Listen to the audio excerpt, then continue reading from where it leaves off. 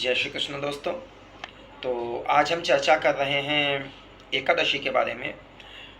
तो जैसा कि आप सब जानते हैं कि एकादशी हमारे सनातन धर्म में बहुत ही पवित्र तिथि मानी गई है और इस दिन वैष्णव लोग व्रत करते हैं, अन्न नहीं लेते हैं, फलाहार पे पूरा दिन व्यतीत करते हैं और अगले दिन व्रत का पारायण करते हैं। तो ये एकादशी की आज हम चर्चा कर रहे हैं। तो पहले तो हम ये जानते हैं कि ये एकादशी क्या है। देखिए, हमारा जो सनातन धर्म है, तो हिंदू कैलेंडर जो है, हिंदू कैलेंडर में एक महीना 15-15 दिन के दो पक्षों में बटा हुआ होता है। तो जो पहले 15 दिन हैं वे कृष्ण पक्ष कहे जाते हैं और बाद के 15 दिन शुक्ल पक्ष कहे जाते हैं। तो इन दोनों ही पक्षों की जो 11वीं तारीख होती है वो कहलाती है एकादशी। तो यह तिथि बहुत ही पवित्र मानी गई है और सभी व्रतों में सर्वश्रेष्ठ व्रत माना गया है। सभी पापों को नष्ट करने के लिए इस व्रत को किया जाता है और इस प्रकार से एक महीने में 2 एकादशियाँ होती हैं, तो पूरे साल में 24 एकादशियाँ आती हैं। जब अधिक मास लगता है, मतलब जब 13 महीने होते हैं हिंदू कैलेंडर में, तो उस साल में एकादशियों की संख्या 26 हो जाती है। वैसे नॉर्मल ईयर्स में, नॉर्मल वर्षों में एकादशियाँ 24 रहती हैं। इसमें हर एकादशी का अपना एक नाम है, अलग नाम है और उसकी एक अलग कथा है। तो आज से हम ये क्रम शुरू कर रहे हैं कि हर एकादशी पे हम एक वीडियो अपने चैनल पे अपलोड करेंगे, जिसमें कि हम उस एकादशी का क्या महत्व है और उसकी क्या कथा है ये हम जानेंगे। तो जैसा कि आप सब जानते हैं कि ये जो महीना चल रहा है ये भाद्रपद का महीना चल रहा है, जिसको हम सामान्य भाषा में भादों का महीना भी कहते हैं। इसी महीने में हमने अभी बीते दिनों में जन्माष्टमी मनाई है, भगवान श्री कृष्ण का जन्मोत्सव। राधाष्टमी अभी थोड़े दिन पहले ही हमने मनाई है, राधा रानी का जन्मोत्सव।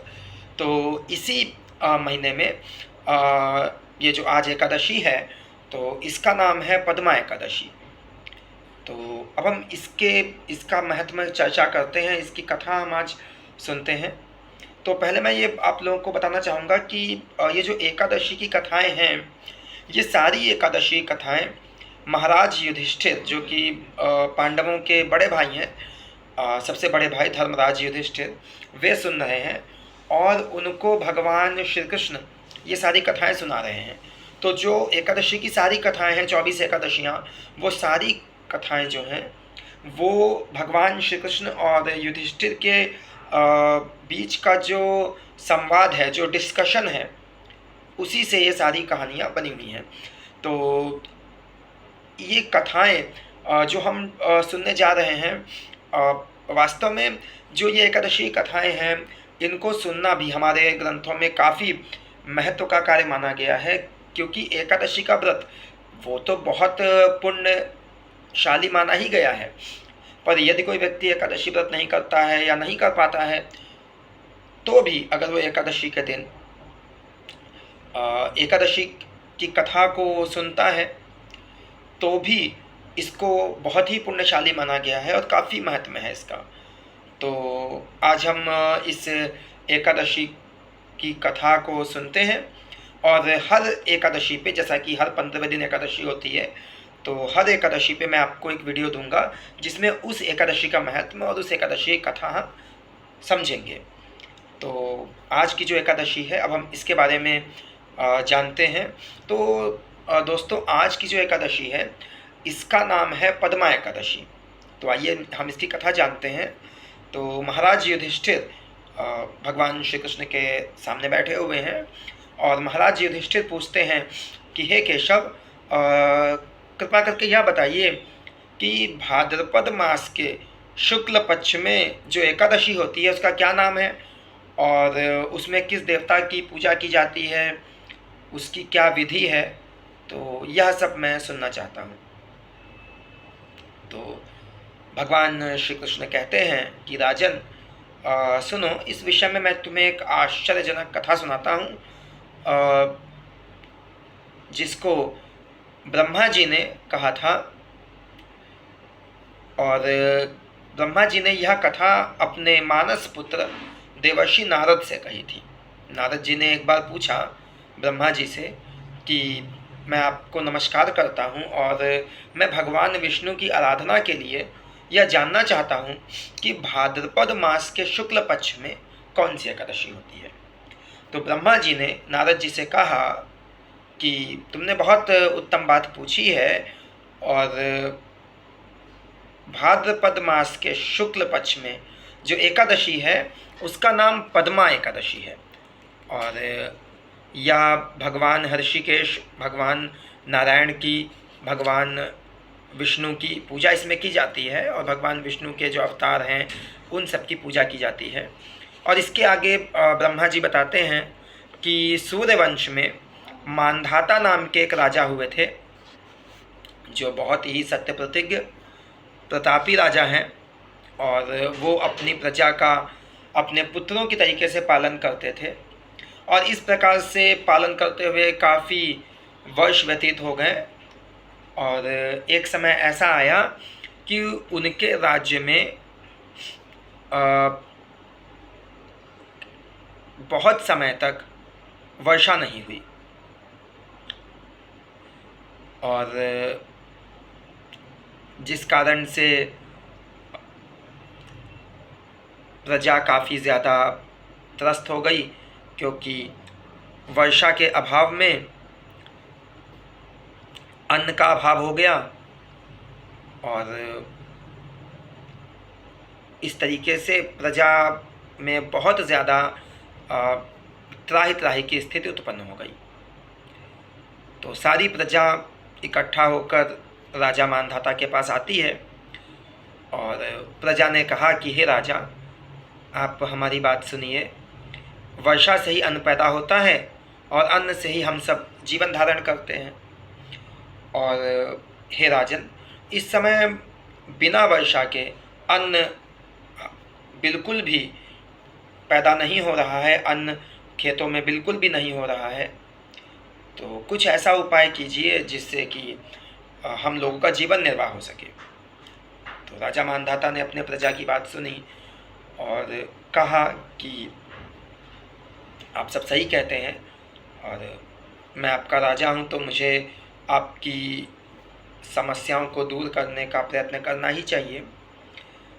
लेकिन हम धर्म ग्रंथों में ऐसा सुना गया है कि राजा जो कोई पाप कर्म करता है उससे उसकी प्रजा को पीड़ा होती है। किंतु जब मैं ऐसा विचार करता हूँ और मैं अपने जीवन को देखता हूँ, तो मुझे ऐसा नहीं लगता मैंने कभी भी कोई गलत काम किया हो या कोई पाप कर्म किया हो, किसी गरीब का धन लिया हो, किसी विद्वान पुरुष का अपमान किया हो। ऐसा कोई भी अपराध कर्म मुझे याद नहीं आता है। तो क्यों ऐसा हमें प्रकृति की तरफ से दंड भोगना पड़ रहा है? इसको समझने के लिए राजा मानधाता अपने कुछ मंत्रियों को लेके और कुछ प्रजाजनों को लेकर वहाँ से वन की ओर प्रस्थान करते हैं, किसी ऋषि आश्रम की तलाश में। और इस प्रकार से ऋषि आश्रम की तलाश में भटकते भटकते उनको एक ऋषि के आश्रम के दर्शन होते हैं। तो वे वहाँ जाकर सभी ऋषियों को प्रणाम करते हैं, और वो आश्रम अंगिरा ऋषि का था। वहाँ पे अंगिरा ऋषि रहा करते थे। ऋषि ने भी राजा का बड़ा सम्मान किया, उनसे कुशल क्षेम पूछी। तो राजा ने पूरी कुशल क्षेम बताई, और फिर राजा ने जो अपनी प्रजा की समस्या थी वो ऋषि के समक्ष रखी। तो ऋषि अंगिरा ने उन्हें बताया कि हे राजन, ये जो युग है ये सतयुग चल रहा है, क्योंकि ये उस समय घटना है जब सतयुग चल रहा था। और इस युग में सभी लोग अपने अपने कर्म में लगे होते हैं, परंतु तुम्हारे राज्य में एक व्यक्ति है जो अपने कार्यों को छोड़कर अन्य लोगों के लिए जो अधिकृत कार्य हैं वह करने में लगा हुआ है, तो यह उसका एक पाप, यह उसका एक ऐसा कर्म है जिस कारण से मेघ वर्षा नहीं कर रहे हैं। साथ ही साथ वह व्यक्ति बड़ा धार्मिक भी है, इस कारण वह तप भी कर रहा है और उसकी तप की ज्वाला से प्रभावित होकर भी मेघ वर्षा नहीं कर रहे हैं। एक तो उसके तप की ज्वाला है, दूसरे वह किसी कार्य में अनाधिकृत होकर भी उन कार्यों को करने में लगा हुआ है, तो इस कारण भी आपके राज्य में मेघ वर्षा नहीं कर रहे हैं। तो अब इसके दोष को शांत करने के लिए मेघ किस प्रकार से वर्षा करेंगे, तो इसके लिए कोई उपाय राजा ने ऋषि अंगिरा से पूछा। तब ऋषि बोले कि अगर ऐसी बात है तो आप एक काम करें कि भाद्रपद मास के शुक्ल पक्ष में जो पद्मा नाम की एकादशी होती है उसका व्रत कीजिए, और उसका व्रत करने से अवश्य ही वर्षा होगी और आपकी प्रजा सुखी होगी। तो जब ऋषि के ये वचन सुने और ऋषि से इस उपाय को राजा मानधाता ने सुना, तो पूरी विधि समझ के वो अपने घर लौट आए और जब भाद्रपद मास की शुक्ल पक्ष की एकादशी आई तब उन्होंने अपनी समस्त प्रजा के साथ में इस व्रत को किया, और इस व्रत को करने से उनके राज्य में मेघ वर्षा करने लगे और पृथ्वी पर जो अकाल का दोष था, जो समस्याएं थीं, वो खत्म हो गई, खेतों में अन्न पैदा हुआ जिससे कि प्रजा सुखी हुई। भगवान श्री कृष्ण युधिष्ठिर को यह कथा सुना के कहते हैं कि हे राजा, इस कारण इस उत्तम व्रत का अनुष्ठान करना चाहिए और पद्मा एकादशी के दिन जल से भरे हुए घड़े को वस्त्र से ढककर और किसी श्रेष्ठ विद्वान व्यक्ति को दान करना चाहिए।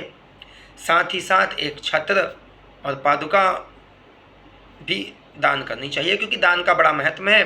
और साथ ही साथ इस एकादशी का एक नाम दान एकादशी भी कहा गया है।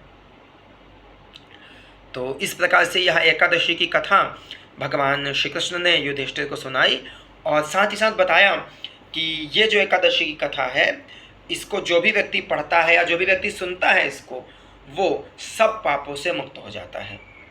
तो इस प्रकार से इस एकादशी की कथा को हमने श्रवण किया और इसी प्रकार से हम आगे आने वाली सभी एकादशियों को, जो हर 15वें दिन पे एक एकादशी आती है, उसकी कथा को सुनेंगे और समझेंगे। तो ये सारी एकादशी जो हैं, हम इसको समय समय पे आपके लिए वीडियो लाते रहेंगे। आप सब खुद भी इन कथाओं को सुनिए, अपने परिवार में बच्चे, माता पिता, दादी बाबा, बड़े बूढ़े जो भी हैं, उन सबको इनसे जोड़िए, क्योंकि ये एकादशी की कथाएं एक बहुत हमारे धार्मिक संस्कृति से, हमारी धार्मिक मान्यताओं से जुड़ी हुई कहानियां हैं, जो हमें कुछ ना कुछ शिक्षावर्धन करती हैं और हमें आध्यात्मिकता की ओर अग्रसर करती हैं। तो दोस्तों, मिलते हैं फिर अगले वीडियोज़ में। वैसे तो आपको बीच बीच में भी वीडियो मिलते रहेंगे, लेकिन एकादशी के वीडियो हर एकादशी पे, मतलब एक एकादशी के बाद अगली एकादशी 15वें दिन आती है, तो उस पर आपको मिलते रहेंगे। इनको भी आप देखिए और अपने अमूल्य कमेंट हमें देते रहिए, जिससे कि हम आगे किस प्रकार से इसको बनाएं वीडियो, वो सब हमें सहायता मिलती रहे। और दोस्तों, अगर आपने मेरे चैनल को अभी तक सब्सक्राइब नहीं किया है तो प्लीज़ सब्सक्राइब कर लीजिए, बेल आइकन को दबा दीजिए, जिससे कि आने वाले वीडियोस का नोटिफिकेशन आपको मिलता रहे।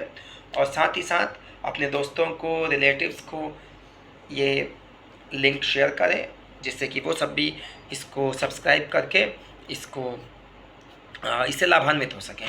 तो मिलते हैं अगले वीडियो में, तब तक के लिए सभी को जय श्री कृष्ण, जय श्री राधे।